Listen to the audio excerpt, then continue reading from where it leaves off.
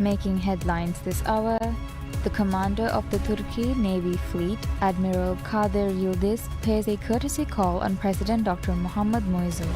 Maldives, in unity with a coalition of Arab and Muslim nations, condemn statements made by Benjamin Netanyahu regarding his vision for a greater Israel.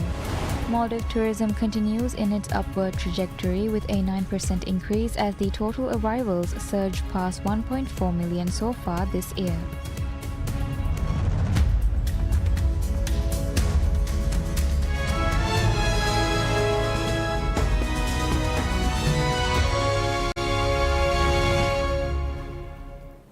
Bismillahirrahmanirrahim. Assalamu alaikum and welcome to PSM News in English with me, Minha Maroof. The commander of the Turkey Navy Fleet, Admiral Kadir Yildiz, pays a courtesy call on President Dr. Mohamed Moizu at the President's office. During the meeting, President Dr. Moizu expressed his gratitude for the generous gift of the naval ship and for Turkey's continued support across various sectors. He noted that this gesture reflects the strong and enduring ties between the two nations. Admiral Yildiz reaffirmed Turkey's commitment to enhancing bilateral relations and conveyed his appreciation for the close cooperation between the two nations. Admiral Yildiz reaffirmed Turkey's commitment to enhancing bilateral relations and conveyed his appreciation for the close cooperation between the Maldives and Turkey. Concluding the meeting, both the President and Admiral Yildiz underscored the importance of continued collaboration and reaffirmed their shared commitment to further strengthening the relationship between the two countries. The Navy ship Dharmavanta, donated by Turkey to the Maldives, had been officially handed over to the Maldives National Defense Force (MNDF) and commissioned into its fleet. Dharmavanta is the largest vessel ever acquired by the MNDF and represents a major advancement in the Maldives' defense capabilities. It reinforces the nation's role as a responsible member of the international community committed to safeguarding security in the Indian Ocean region.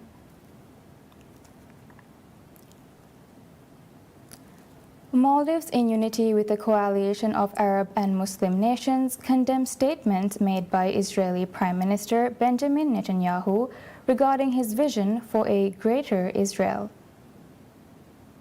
The Greater Israel concept, supported by ultra-nationalist Israelis, is understood to refer to an expansionist vision that lays claim to the occupied West Bank, Gaza, parts of Lebanon, Syria, Egypt, and Jordan. In a joint statement, Maldives, along with 30 Arab and Islamic foreign ministers and the Secretaries General of the League of Arab States, the OIC, and the GCC, condemned the so-called vision of Greater Israel.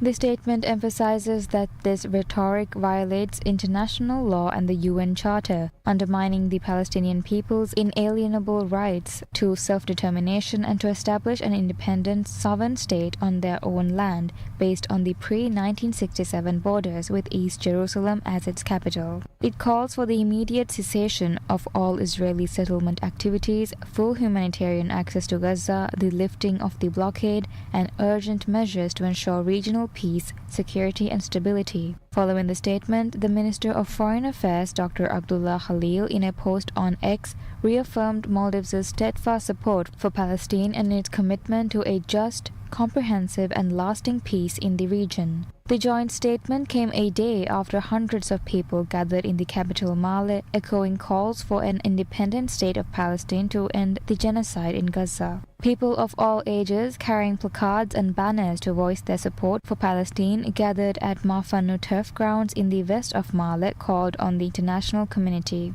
The movement, part of the Global Summit Flotilla, campaigning to break the illegal siege on Gaza by sea, open a humanitarian corridor and end the ongoing genocide of the Palestinian people was mirrored in around 50 islands across the Maldives. For 18 months, the Maldives has consistently ranked among the most vocal nations on the Palestinian issue, especially the genocide in Gaza, issuing a substantial number of statements across international forums. The government has backed its rhetoric with policy action, actively participating in 3 legal proceedings against Israel at the International Court of Justice (ICJ), while also imposing an official ban on entry for individuals holding Israeli passports, an unprecedented move underscoring its firm stance.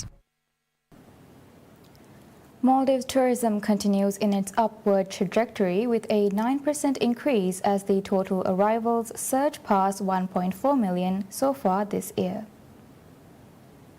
According to the latest daily update report of the Ministry of Tourism and Environment, a total of 1,402,715 tourists have visited the Maldives as of 16th August compared to the 1,286,377 tourists during the same period last year. The figures show that Italy has become the latest country to cross 100,000 tourists to have holidayed in the Maldives so far this year, up 5% from the 95,982 in the same period in 2024. Italy remains 4th on the list of top source markets, which has been dominated by China since the start of the year. Top 3 tourist source markets: China, 215,388 tourists, Russia, 166,496 tourists, UK, 128,786 tourists. The figures showed that the globally renowned tourist destination continues to maintain a healthy average daily tourist arrival figure of 6,740,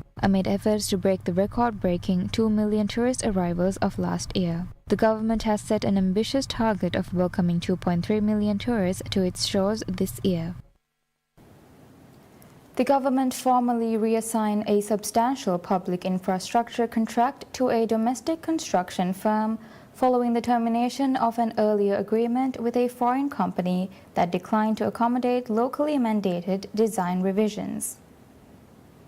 Ministry of Cities, Local Government and Public Works confirmed that Rashid Carpentry and Construction (RCC), a local firm, has been conferred the contract to construct 55 council buildings across the country's dispersed atolls. The project, valued at $40.94 million, will proceed under a contractor finance model. The reassignment follows the rescission of a prior agreement with Malaysian firm Hexter Global, which withdrew from the undertaking after refusing to implement design changes proposed by individual island councils. The city's ministry has indicated that RCC is expected to commence practical work in September. The ministry has outlined a completion target of approximately 11 months, underscoring the administration's urgency in delivering essential infrastructure. Each site will include boundary walls and will be furnished with office equipment upon finalization according to project specifications. This initiative forms a central component of President Dr. Mohamed Muizzu's broader policy agenda, which prioritizes the renewal of aging council infrastructure and the expansion of administrative capacity across the country.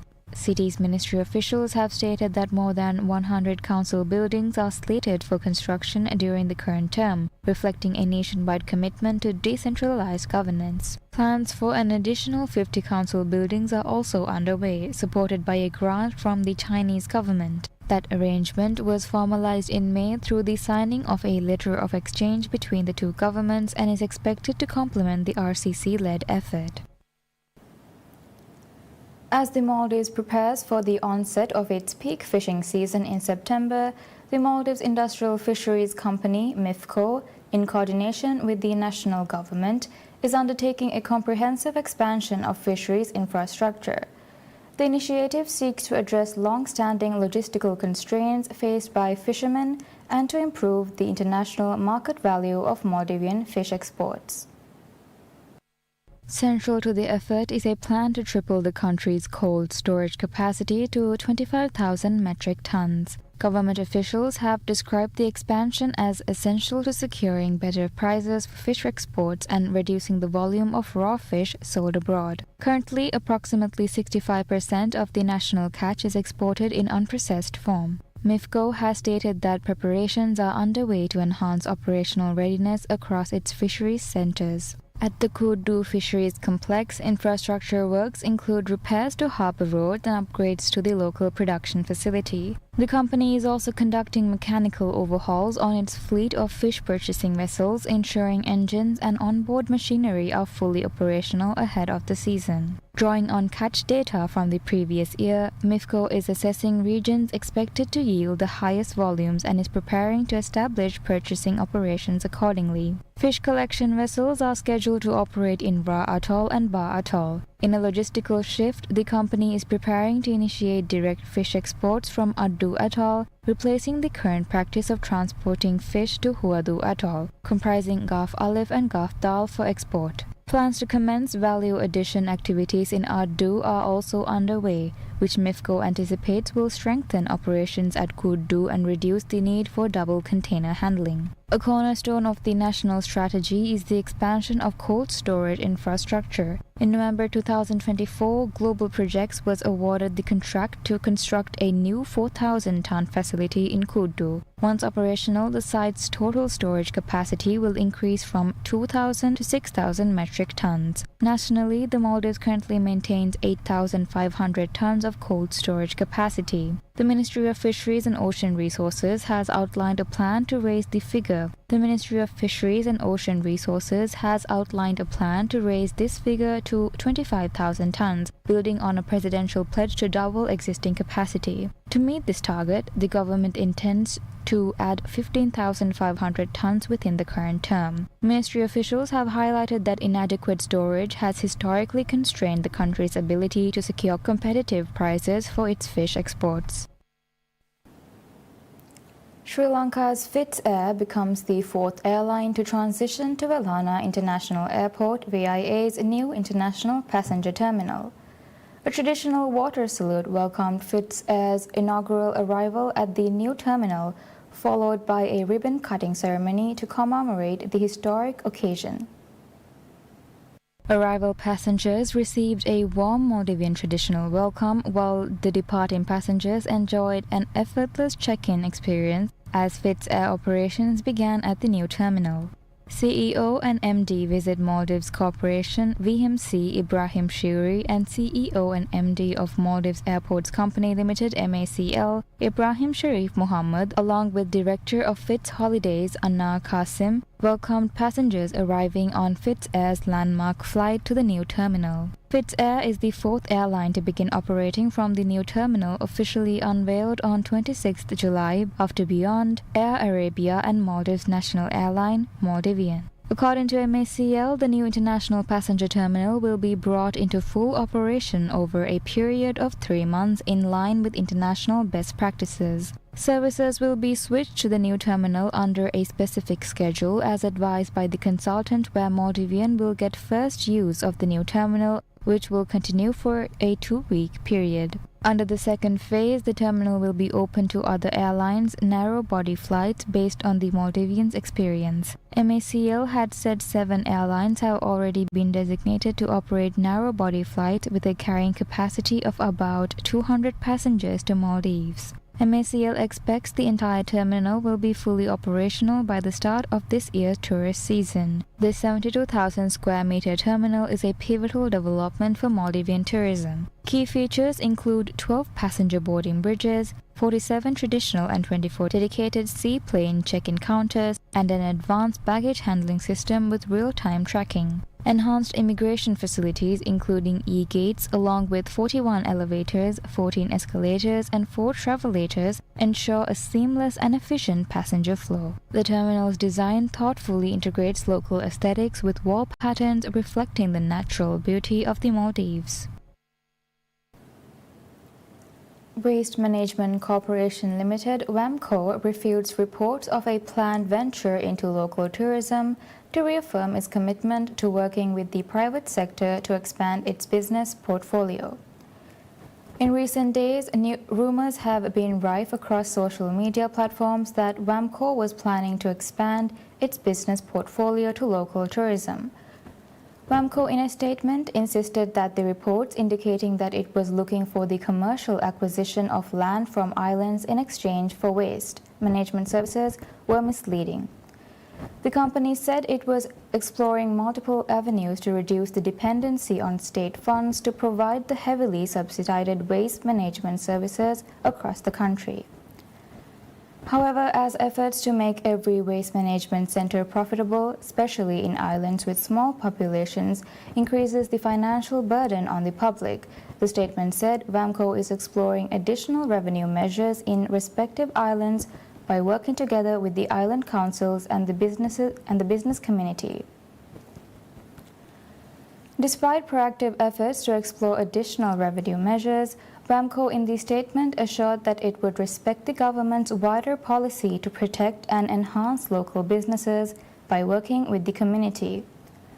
Under this policy, WAMCO alluded to the recent announcement of 3 projects, including the development of uninhabited islands in Himmafushi, Kafu Atoll, and Lohifushi, along with a waste recycling project. According to WAMCO, all 3 projects will be implemented on a joint venture basis, with the opportunity open for all businesses registered in the Maldives. WAMCO also urged local media to be more responsible in reporting unverified information, especially on social media.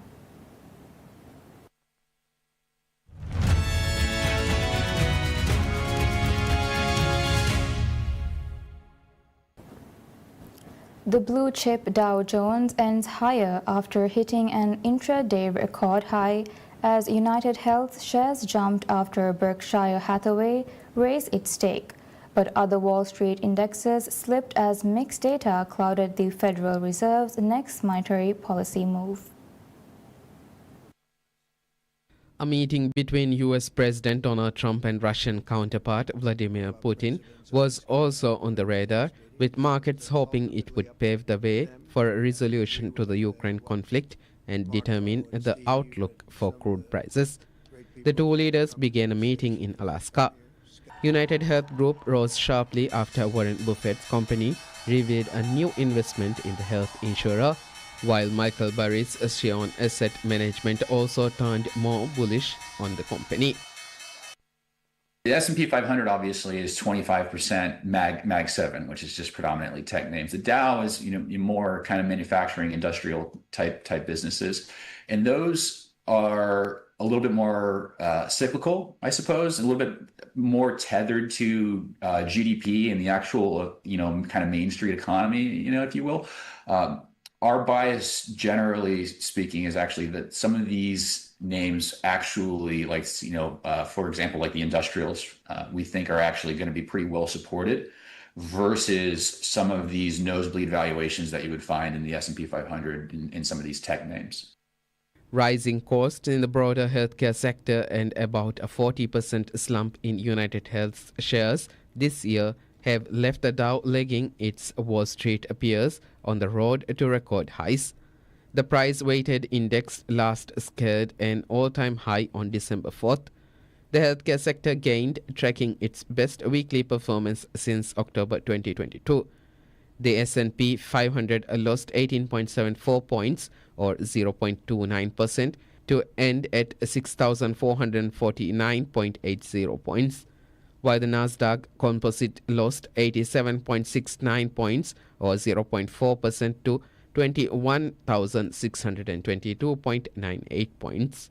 The Dow Jones Industrial Average rose 34.86 points, or 0.08%, to 44,946.12 points. More broadly, Wall Street's main stock indexes recorded their second week of gains, buoyed by expectations that the Fed could restart its monetary policy easing cycle with a 25 basis point interest rate cut in September.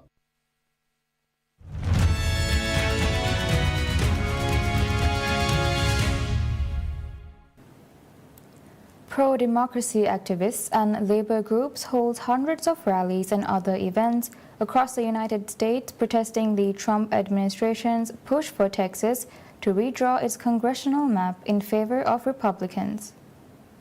In case you don't know, we Jackie Anderson, president of the Houston Federation Teachers, said at a protest in Austin, Texas, quote, "We definitely don't need the president taking over our state and by using our state legislators to take over seats to rig elections.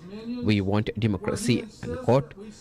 In Chicago, Illinois, protester James Shirt said, quote, "We have to stand up to the bully in the White House and his attempt to redistrict all of Texas," unquote. Protests were also held in cities like Oakland, California, and New York City. The Texas Democrats kept the map from coming to a vote during a special session Governor Greg Abbott called. Abbott immediately called a second special session. And we definitely don't need the president taking over our state and buying, using our state legislators to take over seats to rig elections. We want democracy. Abbott said that redistricting plans legislation to increase flash flood safety in the wake of deadly July flooding and other legislative work remains undone because Democrats are absent. California's Democratic Governor Gavin Newsom unveiled a redistricting plan in his state that he says would give Democrats their 5 more congressional seats, possibly offsetting any Republican gains in Texas. The Texas House Democrats said in a written statement that they will only return to Texas if their state's special legislation is ended and once California's redistricting maps were introduced. More than 300 people died in northwest Pakistan after 2 days of torrential rains triggered flash floods, landslides and lightning strikes, local officials said, marking the deadliest downpour of this year's monsoon season. The deluge devastated the remote mountainous areas of Khyber Pakhtunkhwa, where cloudbursts sent raging floodwaters crashing through villages, sweeping away homes and livestock. The Provincial Disaster Management Authority confirmed at least 307 fatalities, with many more still missing as rescue operations continue. Local resident Rizwan al-Haq described the catastrophe as apocalyptic. Quote, "Hundreds were murdered, thousands injured, countless homes destroyed, and many people are still missing. It's hard to put into words," unquote. Burna district north of Islamabad bore the brunt of the disaster with 184 confirmed deaths. Provincial authorities have declared an emergency in the worst hit regions, deploying military and civil teams for rescue efforts. A relief helicopter crashed during operations, killing all 5 crew members amid treacherous weather.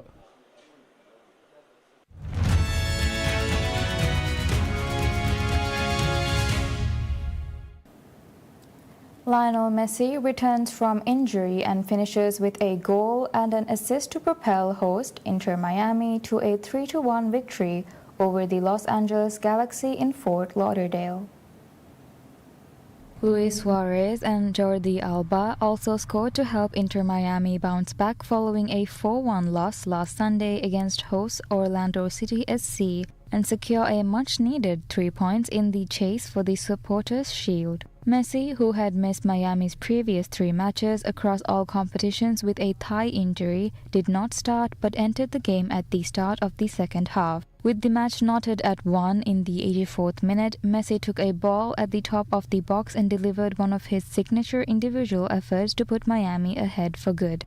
Messi juked past the Galaxy's Lucas Sanabria and dribbled past another defender before firing a shot on target from a distance past LA goalkeeper Novak Mikovic. 5 minutes later, another rush upfield ended with Messi delivering a beautiful back heel to Luis Suarez, who knocked another ball home to secure their club's first league win since July 19th. It was Suarez's first goal in run-off play in his past 9 matches across all competitions and 6th in league play this season. A rough campaign following an MLS Cup championship last year continued for LA, which is winless in its past 4 league matches, although it will play Pachuca of Mexico in the league's Cup quarter-finals on August 20th. Despite Messi's presence, the Galaxy gave themselves a chance to secure at least a point when Joseph Paintsil equalized the match in the 59th minute on his own brilliant individual effort. Painsil dribbled past two defenders and ripped a shot that bounced off Inter Miami goalkeeper Oscar Ostari and into the net. But Messi answered in the clutch with his MLS leading 19th goal. Despite outshooting LA 28-5 and 8-3 on shots on goal, Inter Miami didn't find the back of the net until Alba scored in the 43rd minute of a great through ball by Sergio Busquets. Suarez hit the post on a strong attempt early in the match, and Miami had a goal by Telasco Segovia disallowed after review determined he was offside.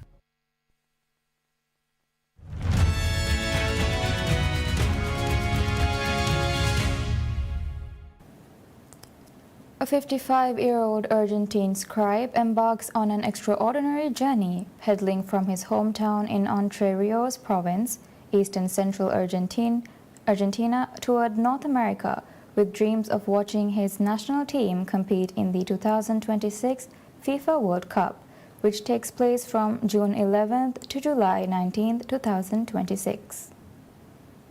Juan Miguel Celio, who has spent 25 years traveling the world by bicycle, set off from Gualeguaychú with friends and family cheering him on. His ambitious goal, to cycle up to 20,000 kilometers to reach the tournament, which will be jointly hosted by 16 cities in 3 North American countries, the United States, Canada, and Mexico.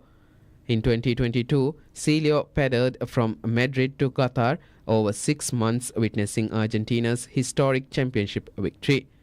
Now driven by superstition and devotion, he is attempting an even greater challenge.